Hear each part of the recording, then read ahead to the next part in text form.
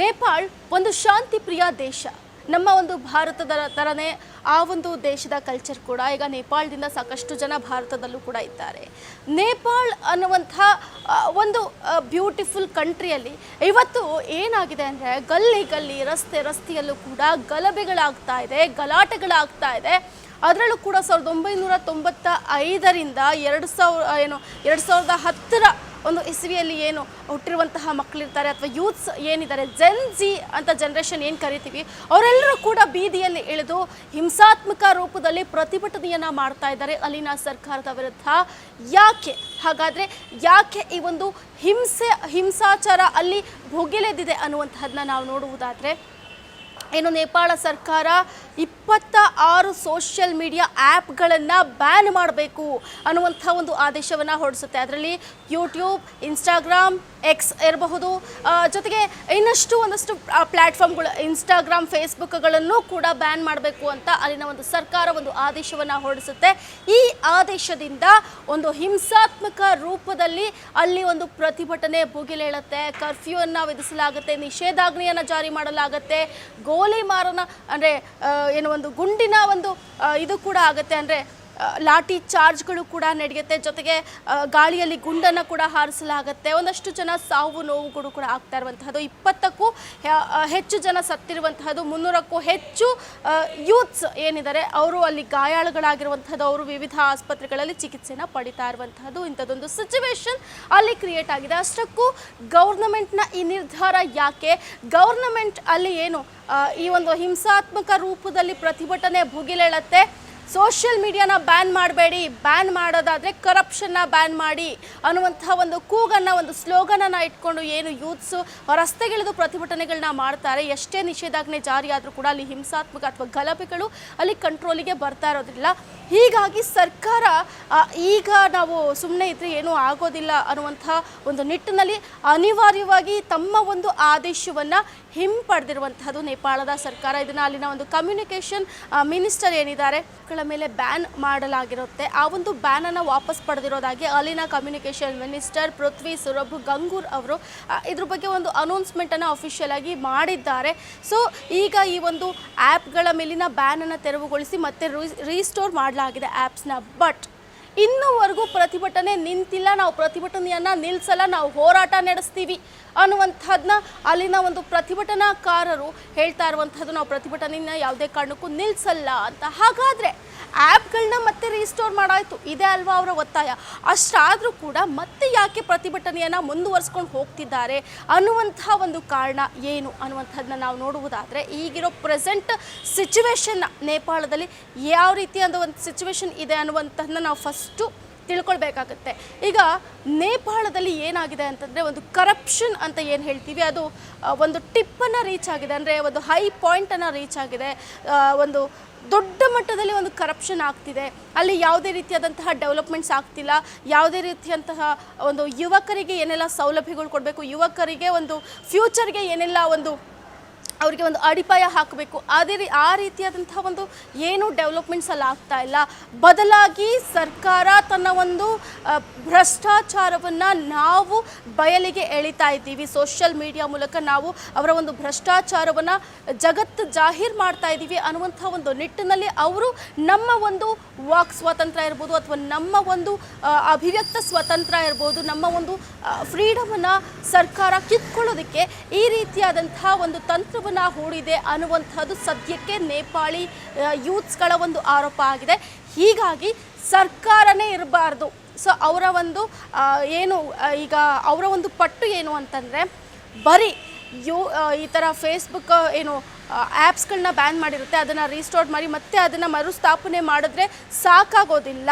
So ಈಗ ನಮಗೆ ಬೇಕಾಗಿರೋದು ಒಂದೇ, ಈ ಕರಪ್ಷನ್ ನಿಲ್ಲಬೇಕು ಅಂದರೆ ಪ್ರಧಾನಮಂತ್ರಿ ಏನು KP ಶರ್ಮಾ ಓಲಿ ಇದ್ದಾರೆ, ಅವರ ಒಂದು ನೇತೃತ್ವದ ಸರ್ಕಾರ ಇರಬಾರ್ದು. ಅವರ ಒಂದು ನೇತೃತ್ವದ ಸರ್ಕಾರ ಹೋಗಬೇಕು, ಬೇರೆ ಸರ್ಕಾರ ಆಡಳಿತಕ್ಕೆ ಬರಬೇಕು ಅನ್ನುವಂಥ ಒಂದು ಪಟ್ಟನ್ನು ಹಿಡಿದು ಈಗ ಯೂತ್ಸ್ ಬೀದಿಗೆ ಎಳೆದಿದ್ದಾರೆ. ಯಾಕೆ ಅಂತಂದರೆ, ಇವರ ಒಂದು ಸರ್ಕಾರದಲ್ಲಿ ಒಂದು ಪೀಕ್ಗೆ ರೀಚ್ ಆಗಿದೆ ಭ್ರಷ್ಟಾಚಾರ. ಎಲ್ಲೆಲ್ಲೂ ಭ್ರಷ್ಟಾಚಾರಗಳಿದೆ. ಬಡವರಾಗಿ ಆಗ್ತಾ ಇದ್ದೀವಿ. ವಿದ್ಯಾರ್ಥಿಗಳಿಗೆ ಯಾವುದೇ ರೀತಿಯಂಥ ಫೆಸಿಲಿಟೀಸ್ ಇಲ್ಲ.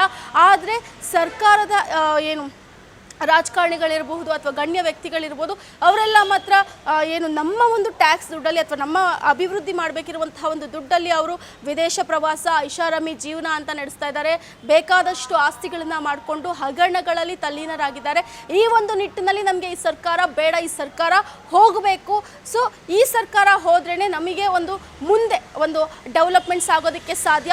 ಹೀಗಾಗಿ ನಾವು ನಮ್ಮ ಪ್ರತಿಭಟನೆಯನ್ನು ನಿಲ್ಲಿಸಲ್ಲ. ನೀವು ಸೋಷಿಯಲ್ ಮೀಡಿಯಾ ಅಥವಾ ಏನು ಯೂಟ್ಯೂಬ್ ಇರ್ಬೋದು, ಇದನ್ನೆಲ್ಲ ನೀವು ಮರುಸ್ಥಾಪನೆ ಮಾಡಿದ ಕೂಡಲೇ ನಾವು ಪ್ರತಿಭಟನೆಯನ್ನು ಕೈ ಬಿಡ್ತೀವಿ ಅಂತ ಅಂದ್ಕೊಳ್ಬೇಡಿ ಅನ್ನುವಂಥ ಒಂದು ಇದನ್ನು ಇಟ್ಕೊಂಡು ಈಗ ಪ್ರತಿಭಟನೆಯನ್ನು ಮಾಡ್ತಾ ಇರುವಂತಹದ್ದು ಅಲ್ಲಿನ ಒಂದು ಯೂತ್ಸ್. ಸೊ ಇದು ಇನ್ನೂ ದೊಡ್ಡ ಮಟ್ಟದಲ್ಲಿ ಹಿಂಸಾಚಾರ ಭುಗಿಲೆದಿರುವಂತಹದ್ದು. ಈಗಾಗಲೇ ನೇಪಾಳದಲ್ಲಿ, ಅದರಲ್ಲೂ ಕೂಡ ಪರ್ಟಿಕ್ಯುಲರ್ ಆಗಿ ಕಾಠ್ಮಂಡು ಸೇರಿದಂತೆ ಸಾಕಷ್ಟು ಜಾಗಗಳಲ್ಲಿ ಈಗಾಗಲೇ ಮುನ್ನೆಚ್ಚರಿಕಾ ಕ್ರಮವಾಗಿ ಕರ್ಫ್ಯೂವನ್ನು ಹೇರಲಾಗಿದೆ. ಯಾರು ಕೂಡ ಗುಂಪಾಗಿ ಸೇರುವಂತಿಲ್ಲ, ಯಾರು ಕೂಡ ಒಟ್ಟೊಟ್ಟಿಗೆ ಹೋಗುವಂತಿಲ್ಲ. ಮತ್ತು 12:30ಯಿಂದ 10:30 ನೈಟ್ 10:00ವರೆಗೂ ಕೂಡ ಯಾರು ಕೂಡ ರಸ್ತೆಗಳಲ್ಲಿ ಕಾಣಿಸ್ಕೊಳ್ಳುವಂತಿಲ್ಲ ಅನ್ನುವಂಥ ಒಂದು ನಿಟ್ಟಿನಲ್ಲಿ ಕರ್ಫ್ಯೂನ ಹೇರಲಾಗಿದ್ದರೂ ಕೂಡ ಹಿಂಸಾಚಾರಗಳು, ಒಂದಷ್ಟು ಗಲಭೆಗಳು ಇನ್ನೂ ಕೂಡ ಭುಗಿಲೆದ್ದಿರುವಂತಹದ್ದು. ನಾವು ಯಾವ ಮಟ್ಟಿಗೆ ನೇಪಾಳದಲ್ಲಿ ಸಿಚುವೇಶನ್ ಎಷ್ಟು ಒಂದು ಕೆಟ್ಟದಾಗಿ ಹೋಗಿದೆ, ಆದರೆ ಎಷ್ಟು ಒಂದು ಲಿಮಿಟನ್ನು ಮೀರಿದೆ ಅಂತ ನಾವು ನೋಡುವುದಾದರೆ, ಅಫಿಷಿಯಲ್ ಸರ್ಕಾರಿ ಕಚೇರಿಗಳ ಮೇಲೆ ಈಗ ದಾಳಿ ಆಗ್ತಾ ಇರುವಂತಹದ್ದು. ಪ್ರೈಮ್ ಮಿನಿಸ್ಟರ್ KP ಶರ್ಮಾ ಓಲಿಯ ಮನೆಯನ್ನು ಕೂಡ ಲೂಟಿ ಮಾಡಲಾಗಿದೆ. ಸೊ ಎಕ್ಸಾಕ್ಟ್ಲಿ ನೀವು ಒಂದು ಸಿಚುವೇಶನ್ ನೋಡ್ತಾ ಇದ್ರೆ ನಿಮಗೆ ಶ್ರೀಲಂಕಾ ನೆನಪಾಗಬಹುದು ಅಥವಾ ಇದು ಏನು ಬಾಂಗ್ಲಾದೇಶ ನೆನಪಾಗ್ಬೋದು. ಬಾಂಗ್ಲಾದೇಶದಲ್ಲೂ ಕೂಡ ಇದೇ ರೀತಿಯಾದಂತಹ ಒಂದು ಗಲಭೆ ಎದ್ದೊಳುತ್ತೆ. ಭ್ರಷ್ಟಾಚಾರದ ವಿರುದ್ಧ ಅಲ್ಲಿನ ಜನ ಭುಗಿಲೇಳ್ತಾರೆ. ಅಥವಾ ಏನು ಅಲ್ಲಿನ ಒಂದು ಆಡಳಿತದ ವಿರುದ್ಧ, ಶೇಖ್ ಹಸೀನಾ ಅವರ ಒಂದು ಆಡಳಿತದ ವೈಖರಿಯ ವಿರುದ್ಧ ಅಲ್ಲಿನ ಜನ ಭುಗಿಲೇಳ್ತಾರೆ. ಶೇಖ್ ಹಸೀನಾ ಅವರ ಮನೆಗೆ ನುಗ್ಗಿ ಅವರ ಮನೆಯನ್ನು ಲೂಟಿ ಮಾಡ್ತಾರೆ. ಅನಿವಾರ್ಯವಾಗಿ ಶೇಖ್ ಹಸೀನಾ ಅಲ್ಲಿಂದ ಪಲಾಯನ ಮಾಡಬೇಕಾಗುತ್ತೆ. ಈ ರೀತಿಯಾದಂಥ ಒಂದು ಸಿಚುವೇಶನ್ ಬಾಂಗ್ಲಾದೇಶದಲ್ಲಿ ಕ್ರಿಯೇಟ್ ಆಗುತ್ತೆ. ಅನಿವಾರ್ಯವಾಗಿ ಸರ್ಕಾರ ಕೂಡ ಬದಲಾಗಬೇಕಾಗತ್ತೆ. ಸೊ ಎಲ್ಲೋ ಒಂದು ಕಡೆ ನೇಪಾಳ, ಮುಂದಿನ ಪಶ್ಚಿಮ ಬಂಗಾಳ ಆಗ್ತಿದೆಯಾ, ಮುಂದಿನ ಶ್ರೀಲಂಕಾ ಆಗ್ತಿದೆಯಾ ಅನ್ನುವಂಥ ಒಂದು ಸಂದೇಹ ಕೂಡ ಈಗ ಅಲ್ಲಿನ ಒಂದು ಸಿಚುವೇಶನನ್ನು ನೋಡಿದ್ರೆ ನಮ್ಗೆ ಅನಿಸುತ್ತೆ. ಯಾಕೆ ಅಂತಂದರೆ ಈಗ ಪ್ರಧಾನಿ ಅವರ ಒಂದು ಸರ್ಕಾರಿ ಮನೆಯಲ್ಲೂ ಕೂಡ ಲೂಟಿ ನಡೆದಿರುವಂತಹದನ್ನ ನಾವು ಒಂದಷ್ಟು ಸುದ್ದಿಗಳು ಕೂಡ ಈಗ ಬರ್ತಾ ಇರುವಂತಹದನ್ನ ನೀವು ಕೂಡ ಗಮನಿಸ್ತಾ ಇರಬಹುದು. ಜೊತೆಗೆ ಮಾಜಿ ಪ್ರಧಾನಮಂತ್ರಿಗಳ ಮನೆಗಳಲ್ಲೂ ಕೂಡ ನುಗ್ಗಿ ಲೂಟಿಗಳನ್ನು ಅವರ ಮನೆಗಳ ಮೇಲೆ ಕೂಡ ದಾಳಿ ಮಾಡ್ತಾ ಇರುವಂತಹದ್ದು. ಇನ್ನು ಅಫಿಷಿಯಲ್ ಸರ್ಕಾರಿ ಪಾರ್ಲಿಮೆಂಟ್ ಬಳಿ ಯಾವ ರೀತಿ ಎಷ್ಟು ಕೆಟ್ಟದಾಗಿದೆ ಅಂದರೆ ಸಿಚುವೇಶನ್ನು, ಅಲ್ಲಿನ ಒಂದು ಬ್ಯಾರಿಕೇಡ್ಗಳು, ಪೊಲೀಸರು ಹಾಕಿರುವಂತಹ ಬ್ಯಾರಿಕೇಡ್ಗಳು ಪೊಲೀಸರನ್ನು ಕೂಡ ತಳ್ಕೊಂಡು ಪಾರ್ಲಿಮೆಂಟ್ಗೆ ನುಗ್ಗಿ ದಾಳಿ ಮಾಡುವಂತಹ ಯತ್ನಗಳು ಕೂಡ ಆಗ್ತಾ ಇದೆ. ಈ ಒಂದು ಸಿಚುವೇಶನ್ನ ಕಂಟ್ರೋಲ್ ಮಾಡೋದಕ್ಕೆ ಪೊಲೀಸರು ಕೂಡ ತುಂಬ ಹರಸಾಹಸವನ್ನು ಪಡುವಂತಹ ಒಂದು ಸಂದರ್ಭ ಈಗ ನೇಪಾಳದಲ್ಲಿ ಇದೆ. ಒಂದೇ ಒಂದು ಕೂಗು ನೇಪಾಳದ ಯೂತ್ಸ್ ಏನು ಅಂತಂದರೆ, ಈ ಒಂದು ಸರ್ಕಾರ ಬಿದ್ದು ಹೋಗಬೇಕು, ಈ ಸರ್ಕಾರ ಇರಬಾರ್ದು, ಬೇರೆಯವರು ಈ ಒಂದು ಜಾಗಕ್ಕೆ ಬೇರೆ ಸರ್ಕಾರ ಬರಬೇಕು, ಹೊಸ ಆಡಳಿತ ಬರಬೇಕು ಅನ್ನುವಂತಹ ಒಂದು ಕೂಗಲ್ಲಿ ಈಗ ಎಷ್ಟೇ ಒಂದು ಬ್ಯಾನ್ ಮಾಡಿರೋದನ್ನ ಮರುಸ್ಥಾಪನೆ ಮಾಡಿದ್ರೂ ಕೂಡ ಅವರು ತಮ್ಮ ಒಂದು ಪ್ರತಿಭಟನೆಯನ್ನು ನಿಲ್ಲಿಸ್ತಾ ಇಲ್ಲ. ಇನ್ನು ಸರ್ಕಾರ ತನ್ನ ಕಡೆಯಿಂದ ಏನು ಸಮಜಾಯಿಷಿ ಕೊಡ್ತಾ ಇದೆ ಅನ್ನುವಂಥದ್ದನ್ನ, ಅಂದರೆ ಈ ಒಂದು ಆ್ಯಪ್ಗಳನ್ನ ಬ್ಯಾನ್ ಮಾಡೋದಕ್ಕೆ ಅವರ ಒಂದು ಸಮಜಾಯಿಷಿ ಏನು ಅನ್ನುವಂಥದ್ದನ್ನ ನಾವು ನೋಡುವುದಾದರೆ, ಈ ರೀತಿಯಾದಂತಹ ಒಂದಷ್ಟು ಆ್ಯಪ್ಗಳೇನಿದೆ, ನಾವು ಬ್ಯಾನ್ ಮಾಡಿರುವಂತಹ ಆ್ಯಪ್ಗಳು ಇದು ಕೇವಲ ನಮ್ಮ ಒಂದು ದೇಶದಲ್ಲಿ ರಿಜಿಸ್ಟರ್ ಆಗದೆ ಇರುವಂತಹ ಒಂದಷ್ಟು ಆ್ಯಪ್ಗಳನ್ನಷ್ಟೇ ನಾವು ಬ್ಯಾನ್ ಮಾಡಿರೋದು. ನಮ್ಮಲ್ಲಿ ರಿಜಿಸ್ಟರ್ ಆಗಿರುವಂತಹ ಆ್ಯಪ್ಗಳನ್ನು ನಾವು ಬ್ಯಾನ್ ಮಾಡಿಲ್ಲ. ಫಾರ್ ಎಕ್ಸಾಂಪಲ್ ಟಿಕ್ಟಾಕ್ ಇರ್ಬೋದು, ನಿಮೋ ಇರ್ಬೋದು, ಈ ಒಂದು ಆ್ಯಪ್ಗಳನ್ನು ನಾವು ಬ್ಯಾನ್ ಮಾಡಿಲ್ಲ. ಬಟ್ ನಮ್ಮಲ್ಲಿ ಯಾವ ಒಂದು ಪ್ರೊಸೀಜರ್ನ ಫಾಲೋ ಮಾಡದೆ ರಿಜಿಸ್ಟರ್ ಮಾಡಿಲ್ವೋ ಅಂತಹ ಒಂದು ಆ್ಯಪ್ಗಳನ್ನಷ್ಟೇ ನಾವು ಬ್ಯಾನ್ ಮಾಡಿದ್ವಿ ಅಂತ ಈಗ ಏನು ಅಲ್ಲಿನ ಕಮ್ಯುನಿಕೇಷನ್ ಮಿನಿಸ್ಟರ್ ಇರ್ಬೋದು ಪೃಥ್ವಿ ಅವರು ಹೇಳಿರುವಂತಹದ್ದು. ಅಂದರೆ ಅವರ ಪ್ರಕಾರ ರಿಜಿಸ್ಟರ್ ಆಗದೆ ಇರೋದನ್ನ ಮಾತ್ರ ಬ್ಯಾನ್ ಮಾಡಿದ್ದೀವಿ ಅನ್ನುವಂತಹದ್ದು. ಸೊ ಅವ್ರು ಈಗಲೂ ಕೂಡ ಹೇಳ್ತಾ ಇರೋದು, ನಾವು ಇನ್ನು ಕೆಲವು ಗಡುವನ್ನು ಕೊಡ್ತೀವಿ, ಅಷ್ಟರೊಳಗಡೆ ಈ ಆ್ಯಪ್ಗಳನ್ನು ಅಫಿಷಿಯಲಾಗಿ ಇಲ್ಲಿ ರಿಜಿಸ್ಟರ್ ಮಾಡಿಸಿದ್ರೆ ನಾವು ಅದನ್ನು ಮುಟ್ತಾ ಇರಲಿಲ್ಲ ಅನ್ನುವಂತಹ ಒಂದು ಮಾತನ್ನು ಈಗ ಪೃಥ್ವಿ ಅವರು ಹೇಳಿರುವಂತಹದ್ದು. ಅಂದರೆ ಇನ್ನು ಹೇಗಾಗಿದೆ ಅಂತಂದರೆ, ಈ ಒಂದು ಯೂತ್ಸ್ ಹೇಳ್ತಿರೋದೇನು ಅಂತಂದರೆ, ಇದು ಸರ್ಕಾರ ತನ್ನ ಒಂದು ಭ್ರಷ್ಟಾಚಾರವನ್ನು, ತನ್ನ ಒಂದು ಕುಕೃತ್ಯಗಳನ್ನ ಮುಚ್ಚಿ ಹಾಕೊಳ್ಳೋದಕ್ಕೆ ಸರ್ಕಾರ ಈ ರೀತಿಯಾದಂಥ ಒಂದು ಸಬೂಬನ್ನು ಹೇಳಿ ಈ ಒಂದು ಆ್ಯಪ್ಸ್ಗಳನ್ನು ಬ್ಯಾನ್ ಮಾಡಿತ್ತು ಅಂತ. ಅಂದರೆ ಯಾವ ರೀತಿ, ಈಗ ಫಾರ್ ಎಕ್ಸಾಂಪಲ್ ರೀಸೆಂಟಾಗಿ ಎಕ್ಸಲ್ಲಿ ಅಥವಾ ಟಿಕ್ಟಾಕ್ ಅಲ್ಲಿ ಆ ಒಂದು ಏನು ನೇಪಾಳದಲ್ಲಿ ನಡೀತಾ ಇರುವಂತಹ ಒಂದು ಭ್ರಷ್ಟಾಚಾರದ ವಿರುದ್ಧ ಯೂತ್ಸು ಧ್ವನಿ ಎತ್ತೋದಕ್ಕೆ ಶುರು ಮಾಡಿದ್ರು. ಅವರ ಒಂದು ಧ್ವನಿಯನ್ನು ಅಡಗಿಸೋದಕ್ಕೆ ನೇಪಾಳ ಈ ತಂತ್ರವನ್ನು ಹೂಡಿದೆ ಅನ್ನುವಂತಹದ್ದು ಅಲ್ಲಿನ ಒಂದು ಯುವಕರ ಏನು ಒಂದು ಆರೋಪ ಆಗಿರುವಂತಹದ್ದು. ಸೊ ನಮ್ಮ ಒಂದು ಧ್ವನಿಯನ್ನು ಅಡಗಿಸೋದಕ್ಕೆ ನಮ್ಮ ಈ ಒಂದು ಸರ್ಕಾರ ಏನಿದೆ ಆ ಸರ್ಕಾರ ನಮ್ಮ ಒಂದು ಸ್ವಾತಂತ್ರ್ಯವನ್ನು ಕಿತ್ಕೊಳ್ತಿದೆ. ನಾವು ಇಡೀ ಜಗತ್ತಿಗೆ ನೇಪಾಳದಲ್ಲಿ ನಡೀತಾ ಇರುವಂತಹ ಭ್ರಷ್ಟಾಚಾರ ಗೊತ್ತಾಗಬಾರ್ದು ಅನ್ನುವಂಥ ಒಂದು ನಿಟ್ಟಿನಲ್ಲಿ ಈ ರೀತಿಯಾದಂತಹ ಒಂದು ಕ್ರಮವನ್ನು ಹೇರಲಾಗಿದೆ ಅಂತ ಆರೋಪವನ್ನು ಕೂಡ ಮಾಡಿರ್ತಾರೆ. ಇನ್ನು ಏನು ಪೃಥ್ವಿ ಅವರು ತಮ್ಮ ಒಂದು ನಿರ್ಧಾರ ಏನಿದೆ ಅದನ್ನು ಇಲ್ಲಿವರೆಗೂ ಕೂಡ ಅವರು ರಿಗ್ರೆಟ್ ಮಾಡಿಲ್ಲ, ಅಂದರೆ ಪಶ್ಚಾತ್ತಾಪ ಪಟ್ಟಿಲ್ಲ. ನಾವು ಬ್ಯಾನ್ ಮಾಡಿದ್ದು ಸರಿನೇ ಇತ್ತು ಅನ್ನುವಂಥ ವಾದವನ್ನು ಅವರು ಈಗಲೂ ಕೂಡ ಮಂಡಿಸ್ತಿದ್ದಾರೆ. ನಾವು ಬ್ಯಾನ್ ಮಾಡಿದ್ದು ಇಲ್ಲಿನ ಒಂದು ಸೆಕ್ಯೂರಿಟಿ, ಅಂದರೆ ಇಲ್ಲಿನ ಒಂದು ನಮ್ಮ ಆ ಒಂದು ಆ್ಯಪ್ಗಳಿಂದ ಇಲ್ಲಿನ ಒಂದು ಪ್ರೈವಸಿಗೆ ಧಕ್ಕೆ ಆಗುತ್ತೆ, ನಮ್ಮ ಒಂದು ರಾಷ್ಟ್ರೀಯದ ಗೌಪ್ಯತೆ, ಇಲ್ಲಿನ ಒಂದು ಜನರ ಪ್ರೈವಸಿ ಇಡೀ ಒಂದು ದೇಶದಲ್ಲಿ ಅಂದರೆ ಸಿಗುತ್ತೆ ಅಥವಾ ಮಿಸ್ಯೂಸ್ ಆಗುತ್ತೆ, ನಮ್ಮ ಒಂದು ದೇಶದ ಒಂದು ಪ್ರೈವಸಿ ಅಥವಾ ನಮ್ಮ ಒಂದು ಡಾಟಾ ಏನಿದೆ ಅದು ಮಿಸ್ಯೂಸ್ ಆಗುತ್ತೆ ಅನ್ನುವಂಥ ಒಂದು ಕಾರಣವನ್ನು ಕೊಟ್ಟು ಇದನ್ನು ಬ್ಯಾನ್ ಮಾಡಿದ್ವಿ ಅಂತ ಪೃಥ್ವಿ ಹೇಳ್ತಾರೆ. ಬಟ್ ಅಲ್ಲಿನ ಒಂದು ಯೂತ್ಸ್ ಹೇಳ್ತಾ ಇರುವಂಥದ್ದೇ ಬೇರೆ. ಸೊ ಈಗ ಅವರ ಪಟ್ಟು ಏನೇ ಇದ್ರೂ ಸರ್ಕಾರ ಬೀಳಬೇಕು ಅಂತ ಶ್ರೀಲಂಕಾ ಅಥವಾ ಏನು ಬಾಂಗ್ಲಾದೇಶದ ಥರ ನೆಕ್ಸ್ಟು ಮುಂದೆ ಈಗ ನೇಪಾಳ ಆಗುತ್ತಾ, ಮುಂದಿನ ಬಾಂಗ್ಲಾದೇಶ ಆಗುತ್ತಾ ಅಥವಾ ಮುಂದಿನ ಶ್ರೀಲಂಕಾ ಆಗುತ್ತಾ, ಈ ಒಂದು ನೇಪಾಳ ಅನ್ನುವಂಥ ಒಂದು ಕುತೂಹಲ ಈಗ ಎಲ್ಲ ಕಡೆ ಮನೆ ಮಾಡಿರುವಂತಹದ್ದು. ಸೊ ಇನ್ನೊಂದು ಕಡೆ ನಾವು ನೋಡುವುದಾದರೆ ಇದರಲ್ಲಿ ಜಿಯೋ ಪೊಲಿಟಿಕಲಲ್ಲೂ ಕೂಡ ತುಂಬಾ ದೊಡ್ಡ ಮಟ್ಟದಲ್ಲಿ ಎಫೆಕ್ಟ್ ಬೀಳುತ್ತೆ. ಬಿಕಾಸ್ ನಿಮಗೆಲ್ಲರಿಗೂ ಕೂಡ ಈಗ ಗೊತ್ತಿರಬಹುದು, ಚೀನಾ ಜೊತೆಗೆ ನಮ್ಮ ಒಂದು ಭಾರತದ ಸಂಬಂಧ ಈಗ ತುಂಬ ಒಂದು ರೀತಿ ಅದ್ಭುತವಾಗಿ ಎಲ್ಲೋ ಒಂದು ಕಡೆ ಸುಧಾರಿಸ್ಕೊಳ್ತಾ ಇದೆ, ಒಂದು ರೀತಿ ಚೆನ್ನಾಗಿ ಹೋಗ್ತಾ ಇದೆ, ಮುಂದೆ ಇನ್ನೊಂದಷ್ಟು ಗಟ್ಟಿ ಆಗುವಂತಹ ಸಾಧ್ಯತೆಗಳ ಕಡೆ ಇದೆ. ನಮ್ಮ ಒಂದು ದೇಶದ ಒಂದು ಸಂಬಂಧ ಚೀನಾ ಜೊತೆಗೆ ಚೆನ್ನಾಗಿ ಆಗಬಹುದಾದಂತಹ ಒಂದಷ್ಟು ಲಕ್ಷಣಗಳು ನಮ್ಮ ಕಣ್ಮುಂದೆ ಕಾಣಿಸ್ತಾ ಇದೆ. ಈ ಒಂದು ನಿಟ್ಟಿನಲ್ಲಿ ನಮಗೆ ನೇಪಾಳ ನಮ್ಮ ಒಂದು ಗಡಿ ದೇಶ, ನಮ್ಮ ಒಂದು ನೆರೆಯ ದೇಶ. ಸೊ ಆ ಜೊತೆಗೆ ಅಲ್ಲಿನ ಒಂದು ನೇಪಾಳದ ಜೊತೆಗೆ ನಮಗೆ ಪೌರಾಣಿಕವಾಗಿಯೂ ಕೂಡ ನಮ್ಮ ಒಂದು ಸಂಬಂಧ ಇದೆ, ಎಲ್ರಿಗೂ ಕೂಡ ಗೊತ್ತಿರಬಹುದು. ಈ ಒಂದು ನಿಟ್ಟಿನಲ್ಲಿ ನಾವು ನೋಡುವುದಾದರೆ ನೇಪಾಳ ಬಹುಮುಖ್ಯ ರೋಲನ್ನು ಇಲ್ಲಿ ನಿಭಾಯಿಸುತ್ತೆ. ಯಾಕಂದರೆ ಚೀನಾಗೂ ಕೂಡ Nepal very important country, plus ನಮ್ಮ ಭಾರತಕ್ಕೂ ಕೂಡ ನೇಪಾಳ ತುಂಬ ಇಂಪಾರ್ಟೆಂಟ್ ಕಂಟ್ರಿ, ತುಂಬ ಬಹುಮುಖ್ಯವಾದಂತಹ ಕಂಟ್ರಿ.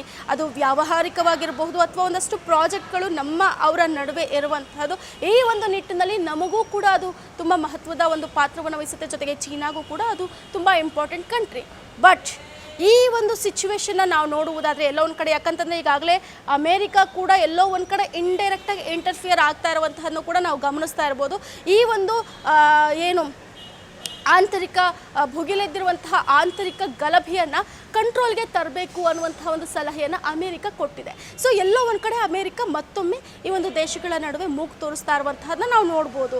ಸೊ ಈ ಒಂದು ಸಂದರ್ಭದಲ್ಲಿ ಎಲ್ಲಿ ಏಷ್ಯಾ ಒಂದು ದೇಶಗಳೆಲ್ಲ ಕೂಡ ಸಂಬಂಧ ಉತ್ತಮವಾಗ್ತಾ ಬರ್ತಾ ಇರುವಂತಹ ಸಂದರ್ಭದಲ್ಲಿ ಪಾಶ್ಚಿಮಾತ್ಯ ದೇಶಗಳು ನೇಪಾಳದ ಮೇಲೆ ಒಂದು ಹಿಡಿತವನ್ನು ಸಾಧಿಸಿ ನಮ್ಮ ಜೊತೆಗಿನ ಒಂದು ಸಂಬಂಧ ಹದಗೆಡುವಂತಹ ಒಂದಷ್ಟು ಚಾನ್ಸಸ್ ಕೂಡ ಇರುತ್ತೆ ಅನ್ನುವಂಥದ್ದನ್ನು ಕೂಡ ನಾವು ಗಮನಿಸ್ಬೋದು. ಸೊ ಈಗ ಪ್ರೆಸೆಂಟ್ ಸಿಚುವೇಶನ್ ನಾವು ನೋಡುವುದಾದರೆ ನೇಪಾಳದಲ್ಲಿ ಈಗ ಭುಗಿಲೆದ್ದಿರುವಂತಹ ಒಂದು ಸಂದರ್ಭವನ್ನು ಅಲ್ಲಿನ ಸರ್ಕಾರ ಯಾವ ರೀತಿ ನಿಭಾಯಿಸುತ್ತೆ. ಯಾಕಂದರೆ ಒಂದಷ್ಟು ಜನ ಈಗಾಗಲೇ ನೈತಿಕ ಹೊಣೆ ಹೊತ್ತು ರಿಸೈನನ್ನು ಕೂಡ ಮಾಡಿರುವಂತಹದ್ದು. ಅಲ್ಲಿನ ಏನು ಕೇಂದ್ರ ಗೃಹ ಸಚಿವರೇ ಅವರು ಕೂಡ ರಾಜೀನಾಮೆಯನ್ನು ಕೊಟ್ಟಿದ್ದಾರೆ ನೈತಿಕ ಹೊಣೆಯನ್ನು ಹೊತ್ತು. ಸೊ ಯಾವ ರೀತಿ ಆ ಒಂದು ಸರ್ಕಾರದ ಬುಡವೇ ಅಲ್ಲಾಡುತ್ತಾ ಅಥವಾ ಸರ್ಕಾರ ಬಿದ್ದರೆ ಭಾರತಕ್ಕೆ ಯಾವ ರೀತಿ ಎಫೆಕ್ಟ್ ಆಗಬಹುದು, ಇದೆಲ್ಲವೂ ಕೂಡ ಮುಂದಿನ ದಿನಗಳಲ್ಲಿ ಆ ನೇಪಾಳದಲ್ಲಿ ಏನು ಸಿಚುವೇಶನ್ಸ್ ನಡೆಯುತ್ತೆ ಅದನ್ನೆಲ್ಲವನ್ನು ಕೂಡ ನೋಡ್ತಾ ನಾವು ಅನಾಲಿಸಿಸ್ ಮಾಡಬೇಕಾಗತ್ತೆ. ಗ್ಯಾರಂಟಿ ನ್ಯೂಸ್, ಸುದ್ದಿ ಖಚಿತ, ನ್ಯಾಯ ನಿಶ್ಚಿತ.